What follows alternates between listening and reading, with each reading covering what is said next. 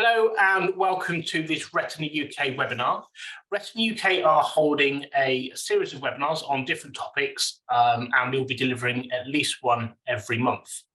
I'm really pleased to introduce to you this evening Claire Puderuth, Retina UK's volunteer coordinator, who will be leading a panel discussion with some of our amazing volunteers. So this evening we have with us Julia, Lucy and James, and they'll be exploring different ways that you can support Retina UK and what we can do to support you as well. So there will be an opportunity for you to ask your questions at the end of the discussion today, and we will be collecting your questions as you think of them.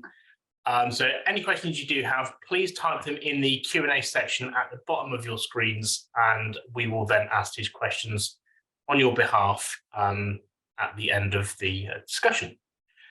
So whilst we will endeavour to answer as many questions as we possibly can, if we're not able to get to your questions this evening, we will follow up on them over the next couple of weeks. So thank you again for joining us, and I'm really pleased to introduce to you Claire.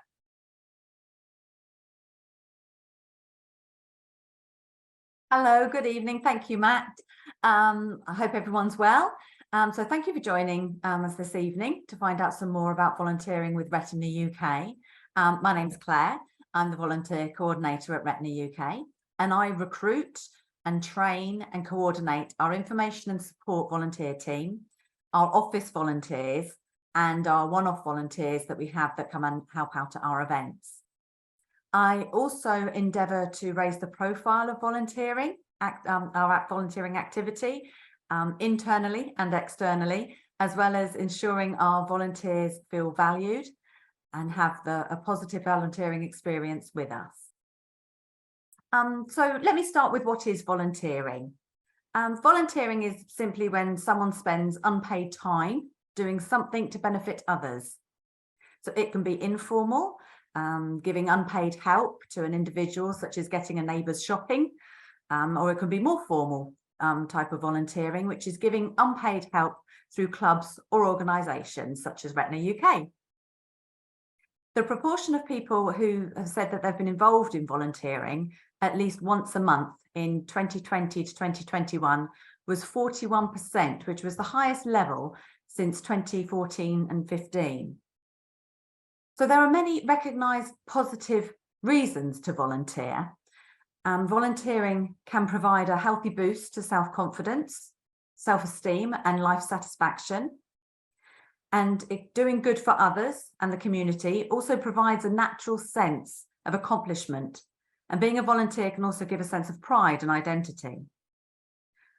Volunteering has recently been included as an activity in part of the social prescribing strategy that's currently being used by the NHS for helping patients to improve their health, their well-being and social welfare. So it is recognised as being a benefit to individuals. Volunteering can also be an advantage to include on your CV when you're applying for jobs. It can give you experience of something new that you've never been able to do before. And it can also give you an opportunity to use your skills to benefit others. And of course, it can help you meet new friends. So volunteering itself is very much about a choice for an individual. You can choose who to volunteer for, what role to volunteer in, how much time you want to give, and when you want to stop volunteering. It's designed to be very flexible for you. At Retina UK, we're very lucky that many of our volunteers have been with us for a long time, and their knowledge and experience and skills are invaluable to us. And it's extremely important to us to recognise exactly what volunteering brings to our organisation. So in fact, the organisation was started by volunteers in 1975 as the British Retinitis Pigmentosa Society. The charity's growth and productivity for the first 30 years of its existence was solely down to the commitment and involvement of volunteers. And they really revolutionised the inherited sight loss community that we're involved with today. And it's why our volunteer team continues to be at the core of our existence. So what do our current Retina UK volunteers do? Our volunteer roles include our Retina UK ambassadors, our medical advisory board, our trustee board, our office volunteers, and of course our information and support volunteer team. The information and support volunteer team enable us to provide our services. So our helplines, our talk and support service, the local groups network, the assisted journey for our Discover Wellbeing service. We would never be able to offer these services without volunteers. They don't provide medical diagnosis or counselling, but they do have very good perceptive skills, commitment and reliability, and empathy, a respect for confidentiality, friendliness, and an understanding of our organisation. They also have basic knowledge of various topics that they may receive calls or have queries about.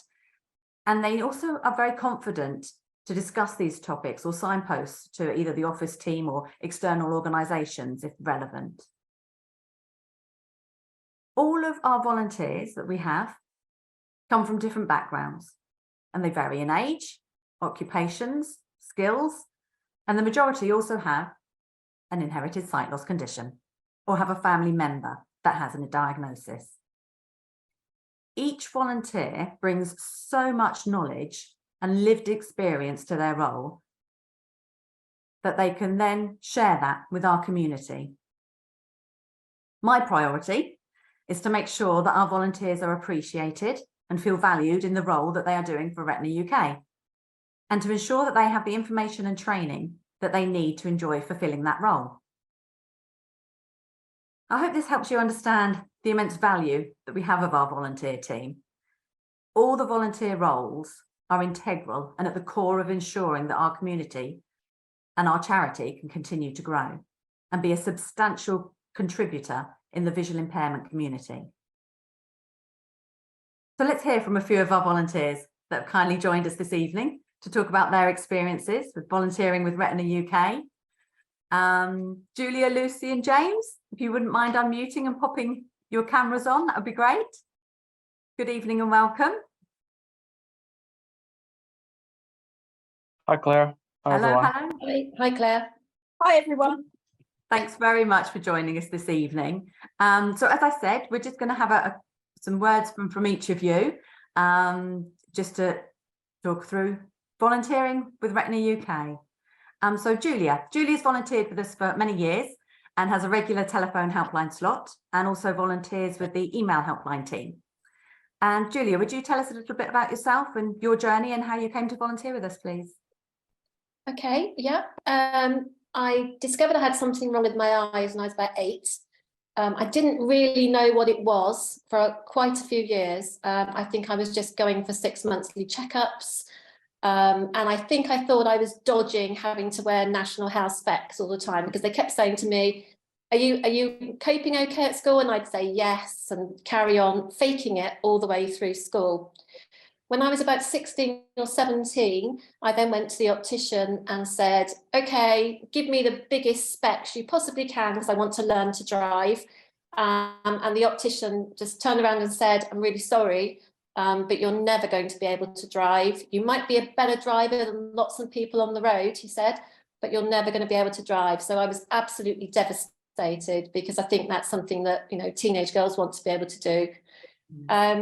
I then sort of carried on with my life until I was in my sort of late 20s, maybe 30, when I finally decided I was going to go to Moorfields Eye Hospital and find out exactly what was wrong with my eyes. And they'd always called it juvenile macular degeneration as a child, but I didn't really know what that was, and there wasn't the internet to find out what it was either. So I was never really told I was going to go blind or anything, or what the problem was, until I went to Moorfields and I saw Professor Bird there, and he told me exactly what it was. He said, we think it's probably Stargardt's macular dystrophy, and I had a blood test taken, and they matched me to the ABCA4 gene for Stargardt's.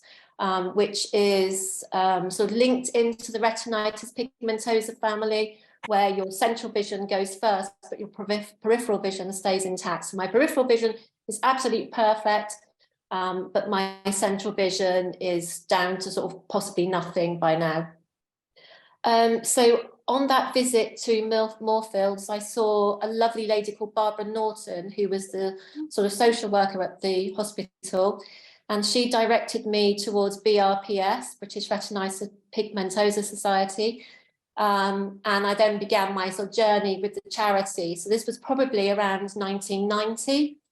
And I started going to AGMs, met up with a few trustees who lived in this area, and started doing some local fundraising, sort of, you know, shaking cans in the high street, that sort of things at supermarkets. Then my daughter, then one of the trustees asked for somebody to become a volunteer as Retina International Youth Representative. And I naively thought in my 40s that I could do that job, put my hand up, said, yeah, that's fine. I was told, no, sorry, you're too old, but your daughter can do it. So my daughter, Chloe, who was at uni at the time, she volunteered to be the youth representative for the BRPS. And from then I gradually got involved more with the helpline, and I joined the helpline and started to work on the telephone helpline and then the email helpline.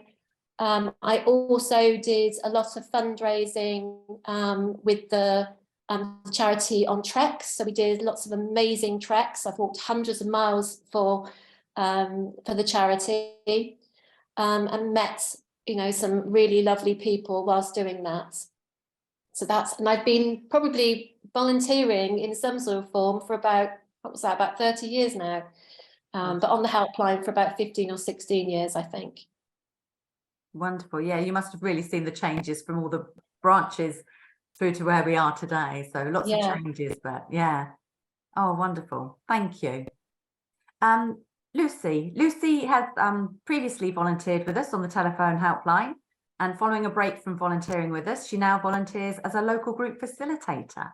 So Lucy, would you let us know a bit about you and both your experiences of volunteering both times with us? Yeah, of course. So I had quite a different journey. I started going to the hospital in my 30s when I realised there was something wrong with my eyes. But it wasn't until my 40s that I was actually given the diagnosis of retinitis pigmentosa. And thankfully that consultant was quite good, and he wrote it down, and he said, be careful where you look on the internet, because we did have the internet by then, and pointed me to Moorfields Eye Hospital for information, and obviously referred me there at that point as well. And I can't remember exactly why, but I obviously had got upset after something and phoned the helpline. And they were just so fabulous. You know, what I found with other people and other eye charities is they don't necessarily understand about RP. We tend to be a younger generation. Even at my age, I'm considered young in the blind world. So yeah, and the people on the helpline really understood the things I was feeling. They were going, yeah, like, you know, whereas I thought I was the only one feeling like that, which seems silly now. Yeah, I really wanted to volunteer for, it was RP Fighting Blindness at the time. Specifically because I wanted to do that, I wanted to make a difference to someone else, because I understood or had some understanding of the sort of thing they were going through, I understood what they were saying. So I ended up doing the email helpline. Yeah, which was really good. It suited me better. It meant that I could be sent the email and I could think about it for a while before I answered it, which suited me better. And there is actually someone who started volunteering after I answered a query of theirs, and they were so impressed that they ended up volunteering and still volunteer now. So that's, you know, really great. I took a break because I had a bit of what I call a blip, and I sort of I had to come away from anything that I didn't really have to do for a little while. I had a lot going on, and but genuinely Retina UK was like the last one I kind of gave up, because you guys are just so supportive when we're doing, and you were supportive when I stopped as when I was volunteering, you know, so that was really nice. So when I felt able to volunteer again, yeah, I wanted to, I offered my help to help run the Kent group, and of course I am now the Kent facilitator, and it's really good to be you know, giving local people with the condition a more local experience, you know, being able to talk to other people who are local and can say, oh, did you know you can do this, or did you know they do this in this place? Yeah, so it's really interesting getting these local groups started up. I think it's a really good thing to do. Absolutely, absolutely. Get the face-to-face meetings back going again. But I mean, Yes. the online's great as well. But yeah, definitely the way to go. It's really interesting and really important to say that, yeah, because of, I think at the moment, everybody that's in the information and support volunteer team have one of our conditions, and it's so important when people contact us, whether it's face-to-face or on the telephone or even by email, to be able to have that, oh, okay, you know exactly, well, not exactly, but you do have that much higher level of understanding than perhaps other organizations that they're contacted. And it's really important for us to keep that and to have that. So thank you, Lucy. And James is one of our newer post-COVID volunteers. You facilitate the local group. And James, would you share your story and what led you to volunteer with us? Hi everyone. Good evening. It's great to be here and just explain a bit about the role of a volunteer. Just a bit about my own personal journey. I was very aware of retinitis pigmentosa at a young age because my mum had it. So she was diagnosed with that, and we had a range of experiences as kids. And going into early adulthood, I experienced night blindness, and I thought, I've got this condition as well. And of course, night blindness is one of the initial symptoms of retinitis pigmentosa. My siblings didn't have it, but anyway, as the years went on, you know, things were changing, and I went to an ophthalmologist who confirmed the diagnosis. About a few months later, I got the genetic diagnosis. So the whole picture was emerging.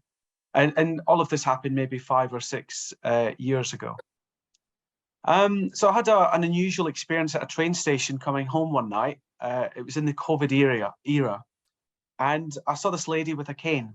So I don't use a cane, but I saw a lady passing me with a cane. And I thought, and it was in my local area, and I thought, I want to go over and say hello. But I bottled it. I never had the courage to say, hi, I've got retinitis pigmentosa, you've got an eye issue too. Then it just struck me, it's just, there's people in the local area that I'd like to speak to. And, you know, how could you actually speak to them without creeping them out at a station? So I did look it up on meetup.com, and there was nothing in my area. Oh. And I was already a contributor to Retina UK, and I thought I'll just email the helpline. So I emailed and said, hey, is there any local groups? You know, is there any way in which people in my local area can meet up? And I got a very nice response which said that actually they were hoping to roll out nationally a volunteering organization for people to facilitate in the local area. So of course I volunteered, and I'm the facilitator for the peer support in my area. And what that entails is it's a meetup once a month online for 1 hour. And I've done it for just over the past year. I've really enjoyed it. And twice I've met up with the group in person. We've had lunch. But I take a lot of benefit from this experience, because when, of course, retinitis pigmentosa and all these associated eye conditions are very rare. And I've met individuals in my peer support group who've never met another individual with the same eye condition. Mm-hmm. And there are issues about daily life, for example, not being able to find the keys in the house. And mm-hmm. when they can meet up with other people online and discuss these issues, and we all share the same experience, it's actually quite powerful. And it just assures people that they're not alone. So I think that's really, really useful. In addition to that, there are local resources if you look for them, but not everyone is aware. One example recently is someone said that she likes to read. And someone else in the support group said, there is actually a reading club for the blind locally. So they've made connections, and that person's now joined the reading club, and that's quite useful. Also, again, sharing resources is, there are benefits for people that have got sight loss. For example, discounts at the cinema, local authority bus pass, many things, and lots of people are not aware of it. But when you get all these people together, and again, we share these experiences, it's really, really powerful. The other thing that I'm very happy with is Retina UK has provided a lot of support. So not only is there online training, there's great support if you ever need it, but we also meet up once a year, all the volunteers in Milton Keynes, where we have a training day. And again, we all as volunteers talk about our experiences and just what we can do for the greater good for the people in our communities. And it's amazing. Oh, thank you, James. Yeah, I think there's just two comments to follow up on there is that, yes, so the local sharing of information is just, well, it's invaluable, isn't it? And to have a facilitator able to do that, because it can just be a slight comment in a passing conversation, and actually you can share that with people locally to that area. It's really invaluable, because that's how you learn things, and that's how you find out about a lot of things. You can search on the internet, you can go to our website, and there's a plethora of information on our website, but the nitty-gritty of the cinema card, things like that, the blue badge things, you can't hold all that information on one place, and then it is by talking to other people that you get that information. Absolutely. And yes, our training. So we do at Retina UK, we, like I've said, we value our volunteers immensely, and we do hopefully engage with them well and constantly. I've been told once or twice, but we give updates of what's happening. If there's a piece of news that's going to be coming out, and we share that with the volunteers, so they feel educated and trained well enough to be able to pass on any information that they can to the community in their role. And yes, and we have the face-to-face training event, which is so important for our volunteers, because they are nationwide. We can't just say, let's meet up for a cup of tea, because we're all over the countries. So we're all over the UK. So to have a day where we can get together and speak about your roles, speak about what's going on in your lives and things like that, making that connection is really important too. And I think that's why luckily we have such a strong volunteer team. Absolutely.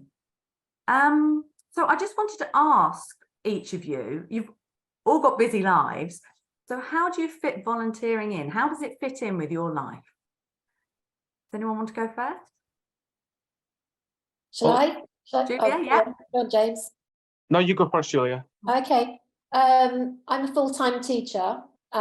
So I work on the email helpline because I can answer the emails in the evening. I'm also a volunteer on one of the evenings on the helpline, on the telephone helpline, because that fits in with my working week.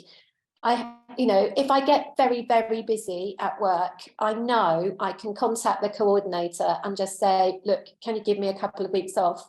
And that's done willingly. We are volunteers. We do need to be dependable, but we can come off if we need to. If we have, like Katie said, a blip or something, we can come off and have a break from it, and be welcomed back in when we can. Absolutely, because it works both ways. Each party is getting something from this relationship, and it's really important to be able to have that flexibility, and also for the volunteer team to feel that you can approach myself or one of the other members of the office team and explain their situation and know that that's okay. Definitely. James? So I also work full time, but to help me be organised, when I meet my group, it's always on the same day of the month, which is the first Tuesday of the month, and at 7 p.m. And I think that makes it much easier to be organised. I always look forward to the meeting. I try and be as organised as possible. And the weeks leading up to the meeting, I'll look through newspapers. I'll try and get websites together. try and get as much information to create discussion points with the group. And there's always a really lively discussion, and it's comes across as very positive. So it's good. Great. And Lucy? Yeah, I was going to say the same, that you can do as much or as little as you're able to, depending on the circumstances. And if your circumstances change, then we know we can phone you guys, and it won't be like, oh no, that you'll be very supportive and be like, yeah, that's fine if you can't. I recently had cataract operations, so I wasn't quite as available as I'd like to have been, and that just wasn't an issue. I also think we get some, certainly my case, I'm sure it's the others as well, we get something out of it. So although it takes time, I think we also benefit from it as well. We benefit, especially as a local facilitator, you benefit from the conversations, you find things out, so yeah, I think that's probably it. Yeah, absolutely. Yes, you're absolutely right. By speaking with other people, you gain something, don't you? It's whether it's a different perspective of trying to be in somebody else's shoes, or a piece of useful information that you think, why did I not know that before? So yeah, absolutely. And so overall, you've all touched on it already, really, but what would you say that your experience of volunteering with Retina UK has been like? Has it been the smooth journey? What's the training involved in it? Is it a lot of training? Really, if someone is thinking about, oh, I'm thinking about this, what would you like to tell them about being involved with this means and what they'd need to put into it? Shall I go first? Yeah. The initial training was really good. I went to a training day. I was actually on the same day as another lady, Bavini. So I was on the same day as her, which and we both still are involved. So that's really good. But I wouldn't say there's a good amount of training. I've done other things where you're kind of thrown in at the deep end straight away and you don't really get an awful lot of training. There's good training, but it's not too much. It's not too time consuming. And a lot of it is done in, nice settings. So like you're having training at the weekend when we all get together, there's a lot of training there as well as socialising. So it's not, the training is good. It's always really well organised, but it's not too much. That's good to hear. Thank you. Yeah. Julie or James, have you got anything to add? I mean, for me, the Julia, again, go first. You go first. You go first this time. For me, the training was, super easy. I was sent a series of links. There was things that I had to watch and documents I had to read, but it was just no more than a few hours. The great thing about the volunteering is there's lots of volunteers, and you can reach out to any one of them at any moment, and Claire and all the team at Retina UK. So there's a lot of support there. And another great thing about the volunteering is, not only meeting people in your local area, but again, it's the other volunteers and the staff at Retina UK. It's a great way to make new friends. It's really nice. Oh, lovely. Thank you. Julie? Yeah, that for me, I was trying to think of the benefits of volunteering for the charity, and there are so many that you mentioned at the beginning. For me, I have a lot of pride in, I'm very proud of the work that the charity does, and I'm really pleased that I'm involved with such a prestigious charity. I think overwhelmingly though, the thing that I get out of it on a totally selfish point of view is I've met some of the most wonderful people over the years. I've got friends on the helpline and friends from the people that I fundraise with on the treks who I still see every year. We get together, we go on walks. So for me, the social aspect has been absolutely awesome. Really, it's a really important part. And the training weekends in Milton Keynes that we've had, They are really, really hard work. They work us really hard. We have to listen and, you know, take part in discussions for the day or the 2 days that we're there. But the good thing is the evenings are really fun-filled. Lots of time at the bar. Yep. And we have a really, really good time. Sometimes music evening, quizzes, all those sorts of things. It's really special. So it's definitely worth joining. Oh, that seems a very good balance, I think.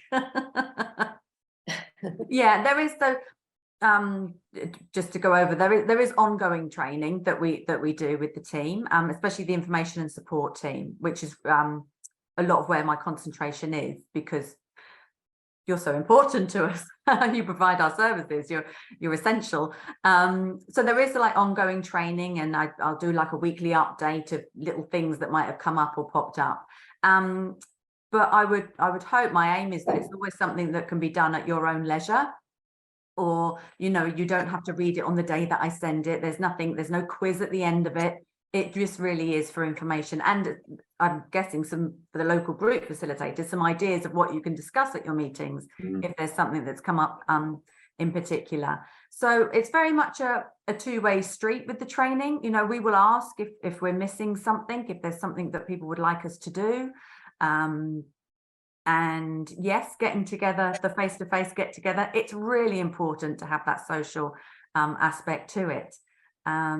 Because you know that if you're on a call, or if you've got something that comes up at a group meeting and you think, I don't know how to respond to this, or I don't know how to answer this, you know that you can reach out to other members in the team, and you'll get the answers back. You'll get people coming back with some ideas or some support or something like that.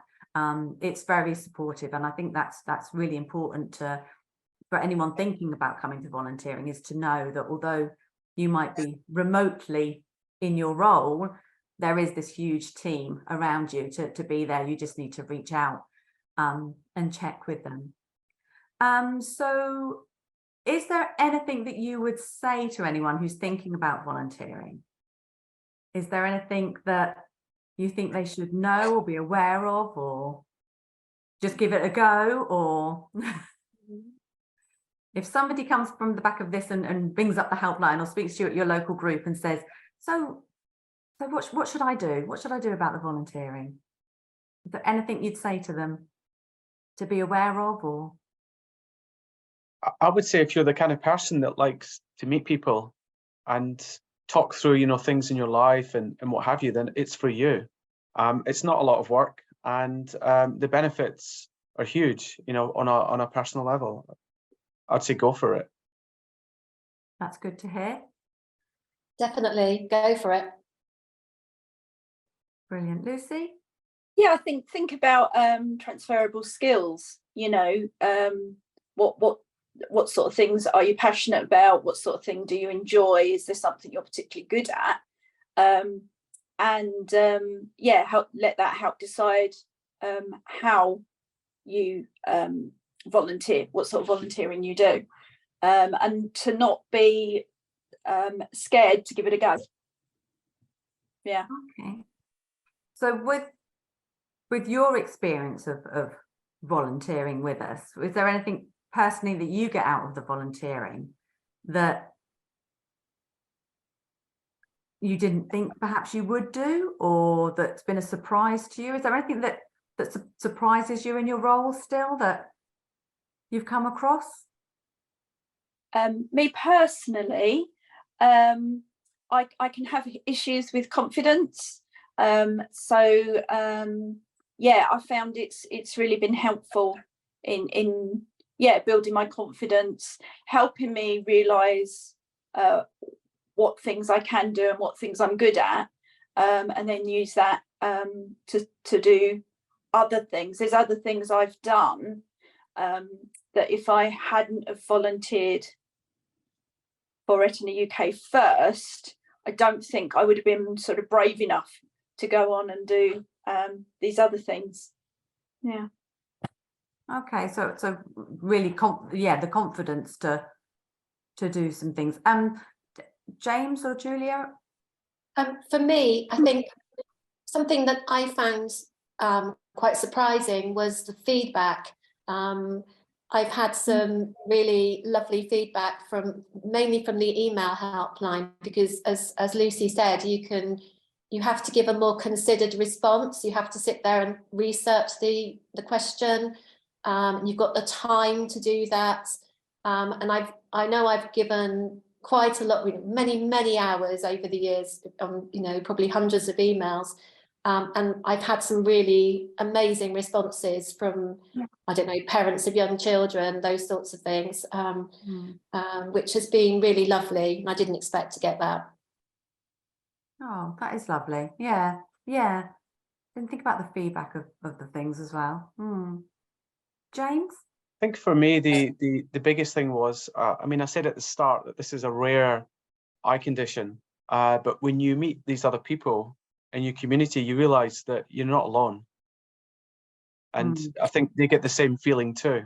And I think it's quite a comforting feeling, actually. That was a surprise for me. Yeah. Do you think that volunteering in the role that you're in, do you think that's been part of your own journey as well? Has it assisted you in your own journey?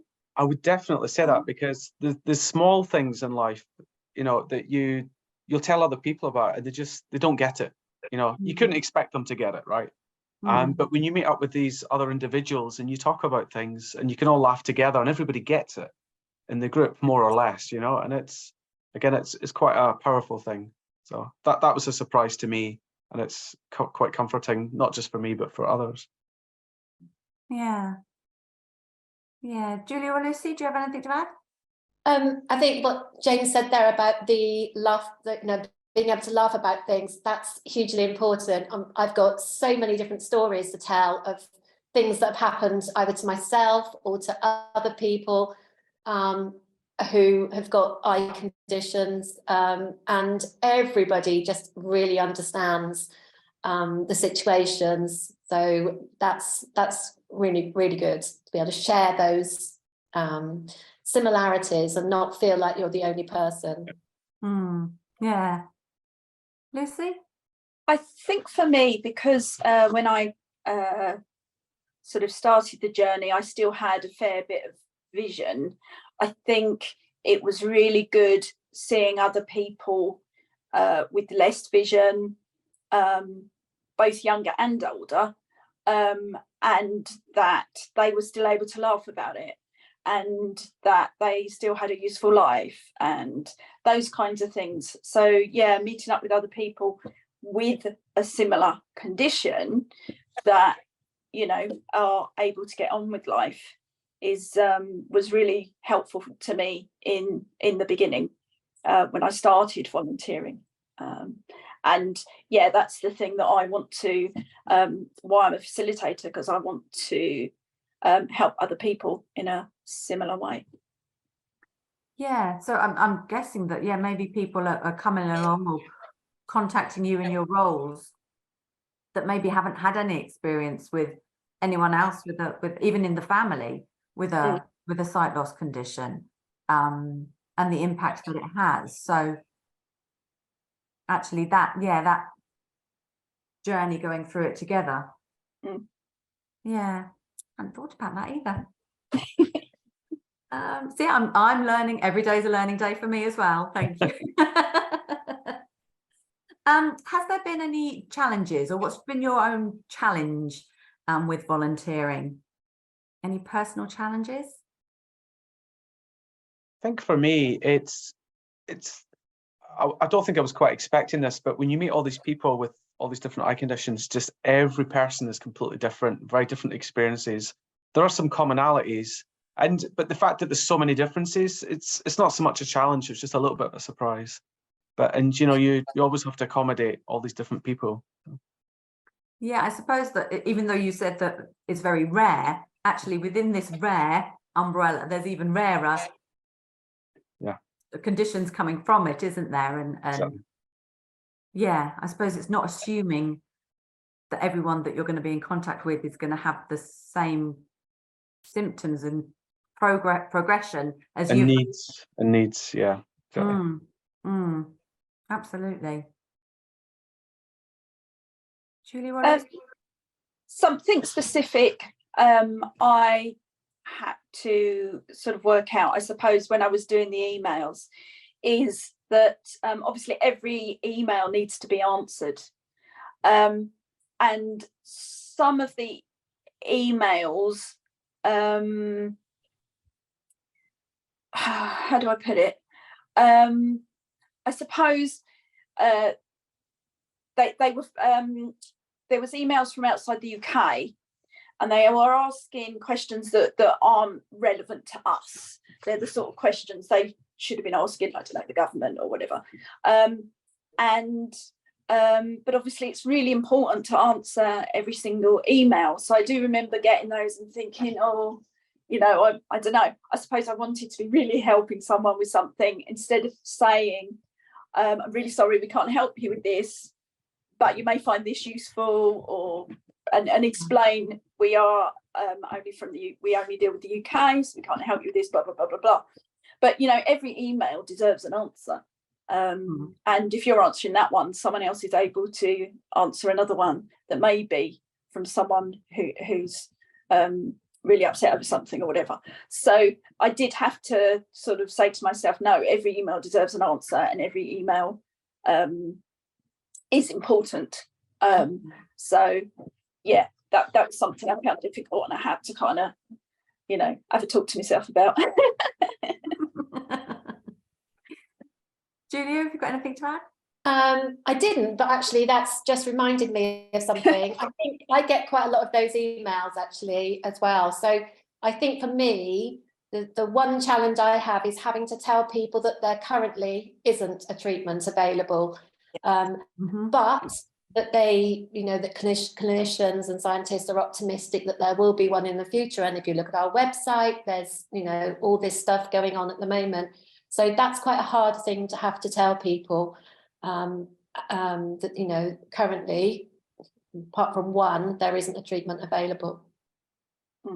Yeah, and I guess actually in some conversations that can be really difficult, because there is this emotional side to everything. Yeah. You know, some people can be contacting you, whatever role you're in, and they've just received a diagnosis, for example, and you want that hope, you want to know that there's something there that's going to be able to stop this or halt this or change this. So actually, I don't know if you've got any experiences of anything that's been really, really emotional, because that must be part of the role as well. I think for me, the most emotional ones are the ones where parents get in contact because their children or their young children have been diagnosed recently. And that becomes really hard. And I tend to get those because to answer, because as a teacher, I also have worked with people with visual impairment as well as, you know, students in my classes. So, and because I've come through it as well, so is everybody else, and I'm still working, I can be positive about the future. I think one of my colleagues on the helpline, Simon, mentioned that if he had been told when he was first diagnosed that it was going to take so many years, you know, for his sight to deteriorate, he would have been much happier at that diagnosis. So that's something to bear in mind.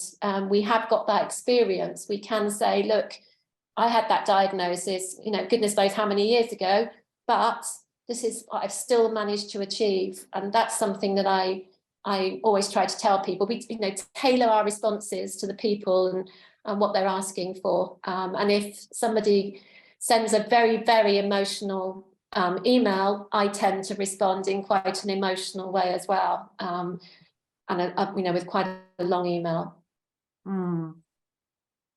Yeah, and I think that's also a difference between maybe the telephone helplines, you know, different roles. You have a different experience, because obviously in the group, but not necessarily, because in the groups you might have an encounter, and that person might not necessarily then feel comfortable to come back or to talk about that or discuss that again. So there is a lot of emotional side to the volunteering as well. I think the emotional support that you need to be giving.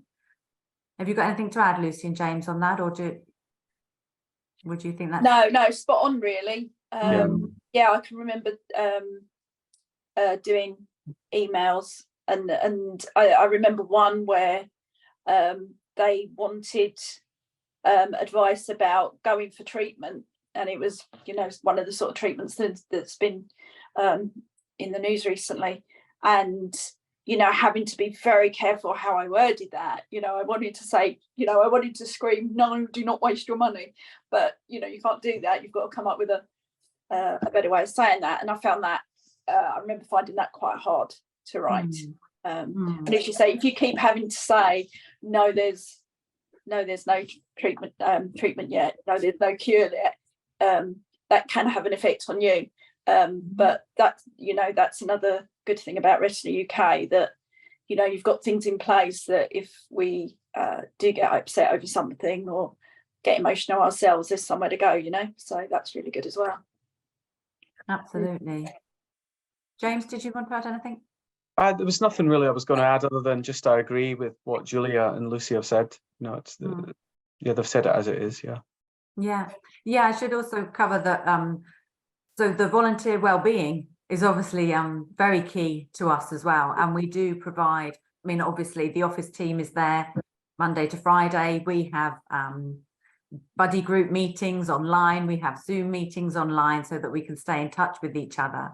And there is also, we have an external organisation that can provide wellbeing checks, supervision checks. I'm not sure whatever you prefer to call it, but you can contact them at any time if something happens or you just want to check in. Completely separate to Retina UK. We don't even know what's discussed, and there is that support there for you, because I think from what I've gauged this evening from speaking with you and hearing from you is that it's an enjoyable thing to do, volunteer for Retina UK. It can be quite emotional. There's the support there.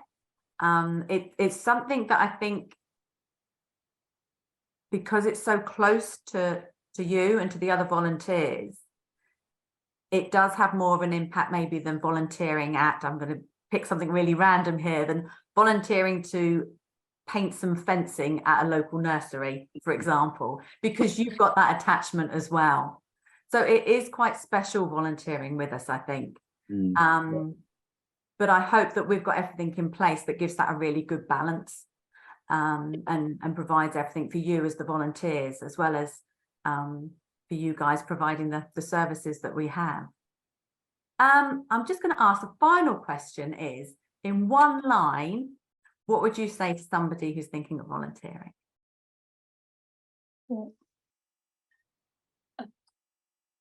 Or in one line, what would the impact of volunteering be? Just give me one line.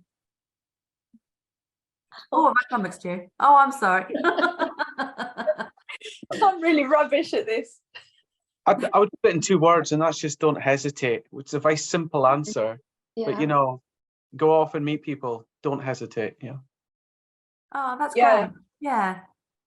My initial thought was just, we'll do it. So Yeah. I'll get past that. Oh, no, that's good too. That's really good. Yeah. Both really positive and very strong. Do it. Go for it. Yeah, and don't forget that you're going to get stuff back in return. You're going to meet lots of amazing people who are going to change your lives, probably. Yeah. Oh, It's a win-win. brilliant. It's a win-win. I like that too. Oh, lovely. Thank you. Is there anything that anyone would like to add? Anything that I haven't covered or that you think would be important to pass on or to say or talk about? I don't think so. I think it's been quite a comprehensive discussion. Yeah. Wonderful. Thank you. Thank you all. I'm going to invite, Matt's coming back now as well. So thank you all very much. I hope everyone watching and listening managed to get some information from that. And if you are thinking about volunteering, then get in touch just for a chat. I can give you all the information that you need, whether you're interested in a particular role or just in general. But yeah, get in touch with me or with the office on 01280 821 334 or at volunteering@retinauk.org.uk, and we'll have a chat about it and take it from there. Fantastic. Thank you, Claire. And huge thanks to Julia, Lucy and James for joining this evening. And also just like to extend a huge thanks to all of the other volunteers who do so much fantastic work for Retina UK. We simply wouldn't be able to do what we do without people like you. So a huge, huge thank you. And thank you, of course, to all of you who have joined us tonight to find out about volunteering and what Retina UK can offer to you as well. So as mentioned at the beginning of this evening, Retina UK will be delivering at least one webinar every month. The next of which is on Thursday, the 18th of May, where we will be joined by an internationally acclaimed hairstylist, Anna Cofone. She'll be talking all things hair care and styling for people with visual impairment and sight loss. So details on how you can join that session and how you can ask any questions of Anna will be found on our website, and it will also be in a follow-up email which I'll send out following today. So this email will probably be sent out over the next couple of days, and it will detail how you can rewatch or listen to this evening's presentation and details on how you can book onto our other events. Just to let you know, if you haven't heard already, we have got upcoming our annual conferences. So they are on the 23rd and 24th of June, being held in London, as well as being held online. So details of that will be in this follow-up email, and again, details can be found on our website. So if you are interested in volunteering, as Claire said, please do make contact with us in the office. You can do so via email, as Claire said, which is volunteering@retinauk.org.uk, or you can telephone 01280 821 334 and ask for Claire, and she'll be more than happy to talk through things with you. So thank you once again for joining us this evening, and thanks again to our fantastic volunteers, and we bid you all a good evening. Thank you very much.